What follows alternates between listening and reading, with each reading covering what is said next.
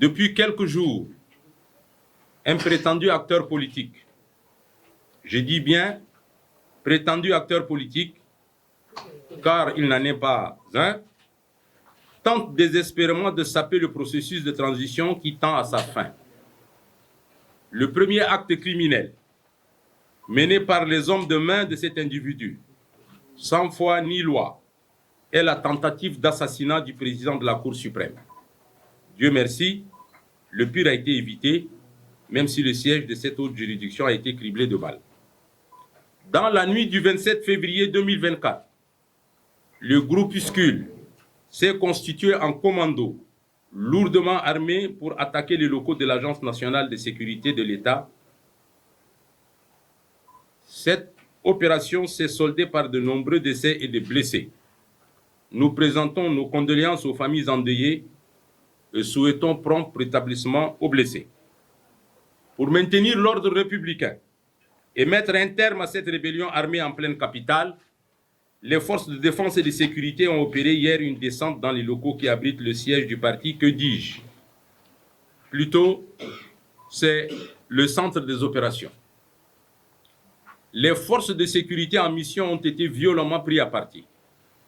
Mesdames et messieurs les journalistes, je viens de brosser un aperçu sommaire du malheureux événement qui a souillé et terni une fois de plus l'image de notre pays. Le Tchad, qui avance inexorablement sur le chemin de la paix, de la sécurité, de la démocratie et du développement, ne mérite pas une telle forfaiture et un tel sacrilège. À cet égard, le mouvement patriotique du salut, MPS, condamne fermement et avec la dernière énergie cette visée criminelle qui vise ni plus ni moins à mettre à mal le processus politique en cours et replonger le pays dans les sombres heures de son histoire. Fort heureusement, les forces de défense et de sécurité, toujours intrépides et vigilantes comme à l'accoutumée, ont mis en échec ce plan de déstabilisation savamment planifié, mûri et mis en œuvre. Aussi, le MPS adresse-t-il ses félicitations et encouragements aux forces de défense et de sécurité, toujours aux aguets et prêtes à déjouer toute machination aléatoire, attentoire à la sécurité publique, à l'ordre républicain et à la légalité institutionnelle. Le mouvement patriotique du salut, qui a consenti tant de sacrifices pour l'instauration de la démocratie et de la liberté au Tchad, ne transigera jamais lorsqu'il est question de la préservation de ses valeurs sacrées. Le MPS connaît mieux que quiconque le prix de la liberté, de la paix et de la stabilité.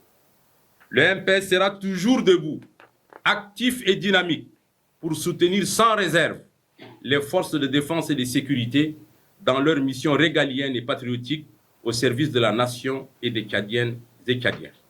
De même, le MPS exprime tout son indéfectible soutien au président de la transition, président de la République, chef de l'État, candidat du MPS aux élections présidentielles de 2024, le général Mahamat Idriss Déby Itno, qui œuvre sans relâche depuis le début de la transition pour la paix, la sécurité et l'unité nationale.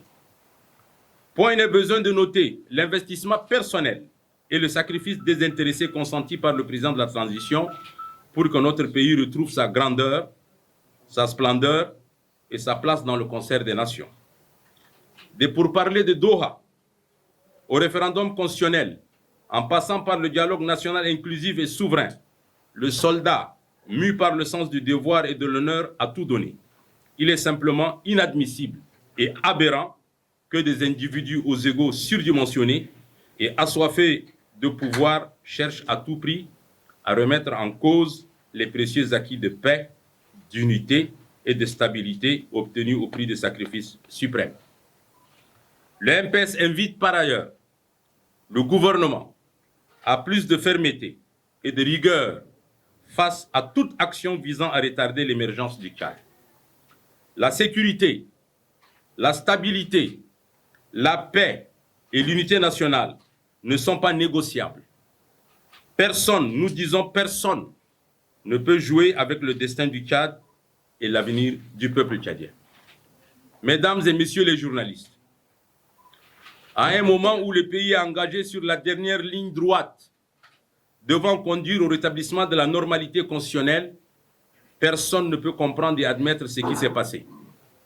Comment justement comprendre que des individus qui n'ont aucun poids sur la balance nationale en termes de légitimité et de représentativité ambitionnent d'annihiler les efforts de la majorité de nos compatriotes?